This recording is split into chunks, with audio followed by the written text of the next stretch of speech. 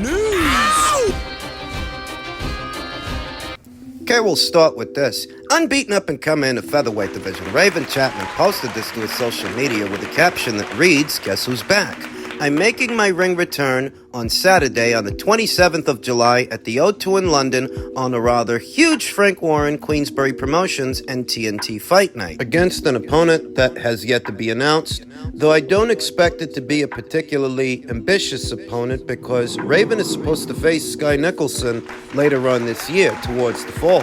For the WBC title, Raven Chapman is Sky Nicholson's mandatory challenger, a fight that we've talked about several times already. Thus, I don't expect the people at Queensberry to put Raven in a fight in July that jeopardizes that fight with Sky later on this year. It's just a keep busy fight. It will be Raven's very first fight of this year. She hasn't seen action since late last year. What's taking them so long to get her a fight? Well, I think they got her a fight, but she was injured and she had to withdraw. Something like that. I remember something like that a few weeks ago. Thus, she's not getting back out there till July en route to a Sky Nicholson fight later on. Raven Chapman sports professional record of 8 wins with no losses, no draws, 2 knockouts. To Sky Nicholson, who sports professional record of 10 wins with no losses, no draws, 1 knockout. Only 1 recorded knockout. We often talk about this matchup in the stylistic sense, that Raven Chapman has the right style for the job. Raven is a pressure fighter, whereas Sky is a pure boxer, where Sky wants to stay on the outside, Raven works to get mid-range to inside, where Sky Nicholson is very economic with her output, only 1 or 2 punches at a time. Raven lets off combinations and fast flurries when she gets within striking distance. Stylistically, they're polar opposites. Stylistically, that gives Raven Chapman the edge because more often than not, when you put a pressure fighter in there with a pure boxer, usually the pressure fighter wins. But there are rare instances, very rare, where the pure boxer wins. One that I saw take place in recent memory was the Miyo Yoshida versus Sharita Metcalf fight. Miyo Yoshida, she's a pressure fighter. She's a mid-range to inside volume puncher, whereas Sharita likes to fight long distance. And the way that Sharita was able to beat Miyo is because even though Miyo has the right style for the job and the right kind of output, she has very slow feet. That matters. The pressure fighter's ability to keep pressure on that pure boxer is contingent upon their ability to stay with them, stay on them, and that relies on their footwork and how much speed they've got in those feet. Miyo couldn't keep up with Sharita. She grew into the fight later on, but by then it was too little and too late. More or less the same thing happened with Alfredo Angulo and Arislandi Lara years ago. Even though Alfredo had the right style for the job, he came up short. It's rare, but it happens. There are rare instances where the pure boxer actually beats the pressure fighter, and the relevance of that to this conversation is that Sky Nicholson's a pure boxer, very long and limber for this weight, generous physical dimensions, long legs that make for long strides. What's that mean? She can cover a lot of ground in just a few steps to stay out of striking distance and away from an advancing opponent. So even though Raven has the right style for the job, she's got to try to beat Sky with her feet, on her feet. She can get inside on Sky, she can do a lot of damage, but she has to get there first. And that's the trial in facing Sky Nicholson. You have to get to her. It's easier said than done because her physical dimensions combined with her lateral movement can make her very difficult to get to. So how do you get to her? You cut off the ring. You hear people say that all the time. Cut off the ring. What does it mean? Don't just march forward. Don't just charge your opponent. Move parallel to them, with them. If Sky's sidling left, you sidle left with her as you close the distance. If she moves right, you move right. Use the corners, guiding her to the nearest turnbuckle, because the giveaway with Sky is she's not going to stop moving. You have to find a way to use that against her, that she won't sit in one spot, she won't trade. She's in a state of perpetual motion, so you can't just charge at her in a straight line. You have to move parallel to her, with her. That's the ticket. Don't overshoot the distance trying for big punches, and don't try for punches until you're in position to land them. Otherwise, you'll just end up looking like Teofimo did with Jermaine Ortiz. This is a fight. You have to win with your feet, what is the most critical element. More than combination punching because we know Raven can do that. She has to get in position to do that. Once she does, I anticipate that Sky Nicolson, like a lot of pure boxers in that situation, she would start to unravel because they don't like getting hit. They don't like it. That's why they stay on the outside so much. They like it a lot less than other boxers with other base styles. And, pure boxers in a very general sense, they really don't take the best punch. A lot of pure boxers, they ain't got no inside game. I'd wager Sky ain't got no inside game. You ain't spending that much time on the outside because of how good you are on the inside. You force them to move, force them to work. That battery will drain. More often than not, that's how it happens. And it's contingent upon being able to keep up with, keep on that pure boxer. Raven can do this, but she's got to be mindful of her feet. This is a fight. She wins on her feet. We'll see who she fights in July and what happens when she faces Sky afterwards. Upstairs, in the men's lightweight division, on the undercard of Alamkanalai versus Mikhailiovic set to go down this summer, we're going to be seeing unbeaten up-and-comer Raymond Murataya take on former IBF super featherweight champion Fevin Tarmer. He's back? It seemed like Fevin Tarmer had walked away from the sport for a while. Seemed like he retired after he lost that fight to Jojo Diaz something like 4 years ago, lost the fight, lost his belt, he took a hiatus from the sport. Now he's facing 20-0 Raymond Muratalla, 20 wins, no losses, no draws, 16 knockouts. Guy campaigning anywhere in between 135 and 140. Distinct possibilities, big ones at both weights for this young up-and-comer. From right here in the US of A, 27 years old, orthodox fighter, whereas Tevin Farmer, as we all know, he's a southpaw. 33 years old, he's a little older and a little shorter than Raymond Muratalla, but things could get interesting. This seems to me to be a decent little acid test for Raymond because he's going to be in there with a guy who leads with his right as opposed to his left, because he's going to be in there with a former champion, a decent fighter, decent all around, more experience, more rounds in the bank than Raymond Muratalla, sporting a professional record of 33 wins with 5 losses, 1 draw, 8 knockouts, having been knocked out 2 times in 39 professional bouts, close to 40 fights. Tevin Farmer, as stated, he lost that fight to Jojo Diaz.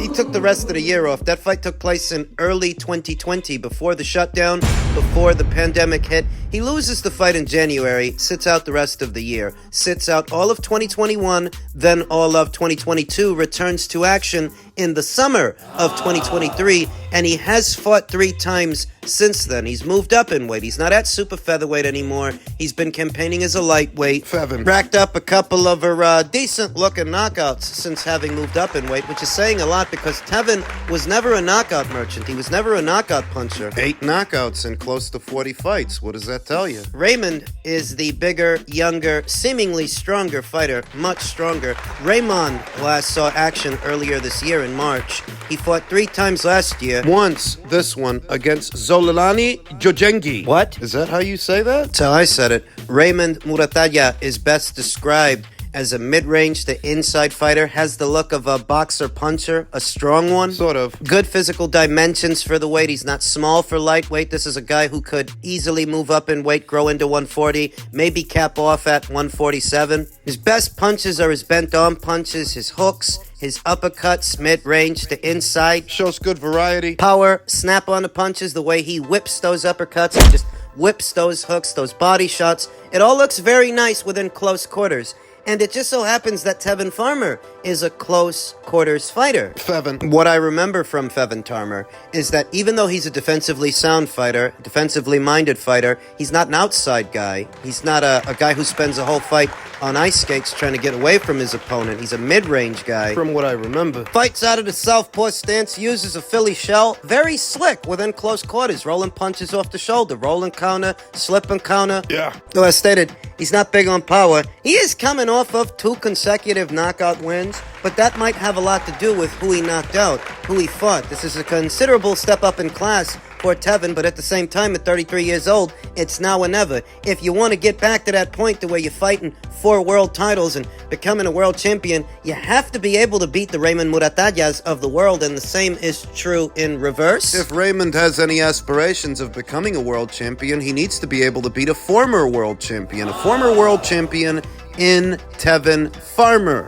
3-star fight. I look at this as a 3-star fight. You think Murataya versus Farmer is a 3-star fight? I know that they mitigated the risks a bit by putting Raymond in there with a guy who really can't punch, guy who's really not a knockout merchant, but he is a guy who's got a lot more rounds in the bank than Raymond Muratalla, a guy who's been in there and been a world champion before, has a lot of fights, a lot of experience.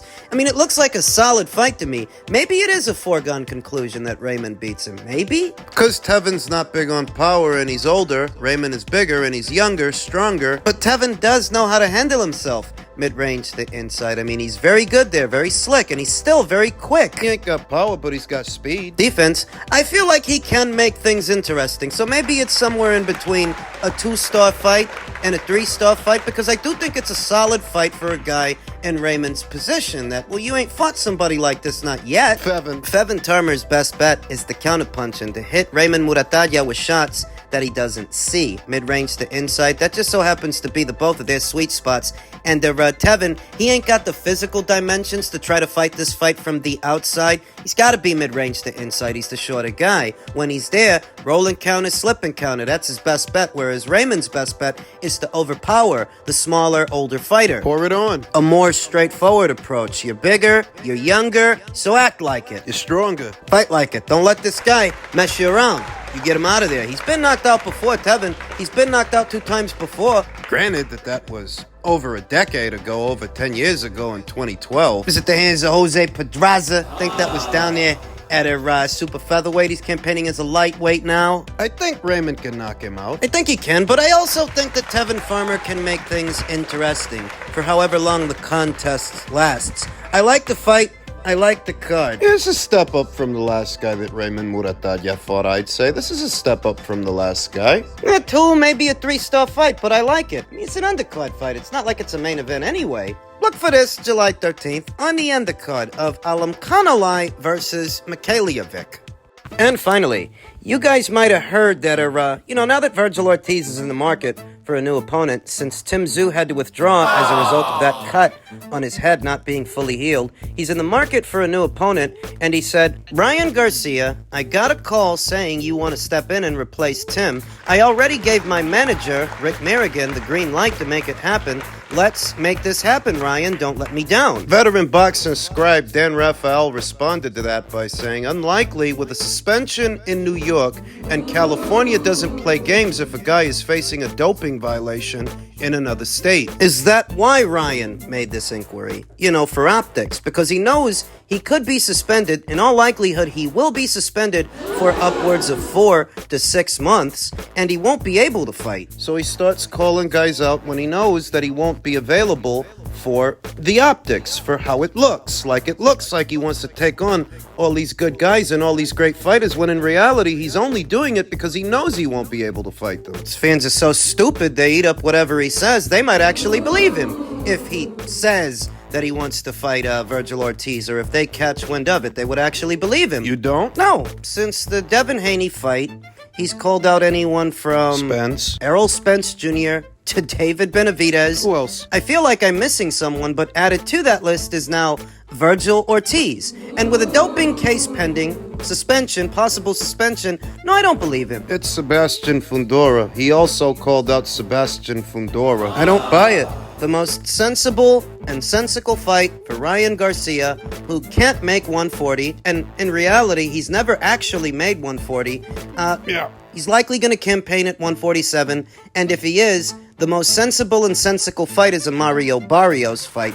That fight they can make, and that's a guy I think he can beat. But aside from him, I think Brian Norman, I think Jaron Ennis, hell, even a Montestanionis, I think they would all beat Ryan, because I don't think Ryan is very good. What do you mean he's not very good? He beat Devin Haney. He proved you wrong. He proved a lot of people wrong. Yeah, and look at what he had to do to pull it off. He had to miss the weight by 3 pounds. The casuals and Ryan's mouth-breathing fans, they don't understand that's 3 pounds he didn't have to kill himself to lose. Those are the hardest pounds to lose. The last 1 or 2.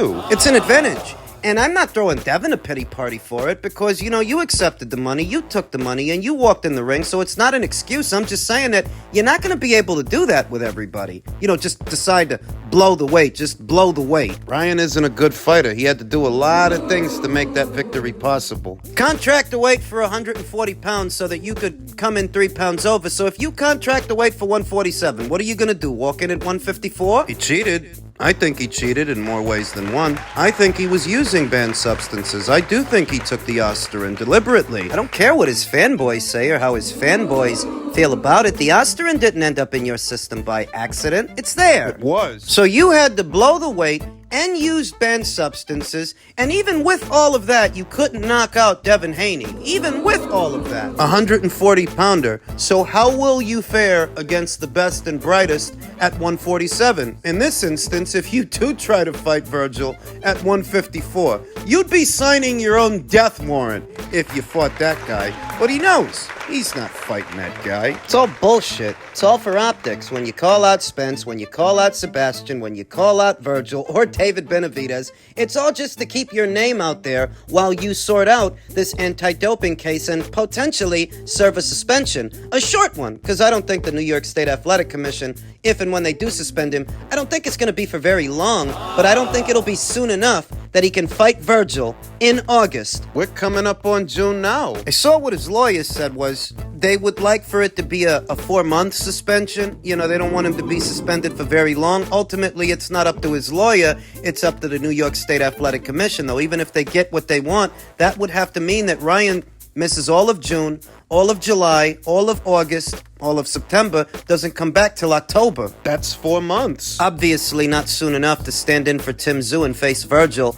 in August if Ryan were being serious, but I don't think he is. I think it's all for optics. And I don't think he's a good fighter. Yeah, you beat Devin Haney, but look at how much shit you had to pull to do it. You're not going to be able to pull all that crap with everybody, but you suck so much, you would have to. Ryan still sucks. I ain't one of these content creators kissing his ass, hoping to siphon some of his fans to subscribe to this channel. I ain't gonna sell my soul just for some metrics. He sucks. And I said it the night of the fight. What I saw from Ryan, it wasn't a great display of boxing. It really wasn't. All I really saw is that Devin can't take a punch. So maybe Devin was overrated. Not as good as we thought. And it's a part of why Ryan beat him. Devin ain't got no power, can't crack an egg, can't take a shot, can't make the weight healthy. But Ryan still sucks.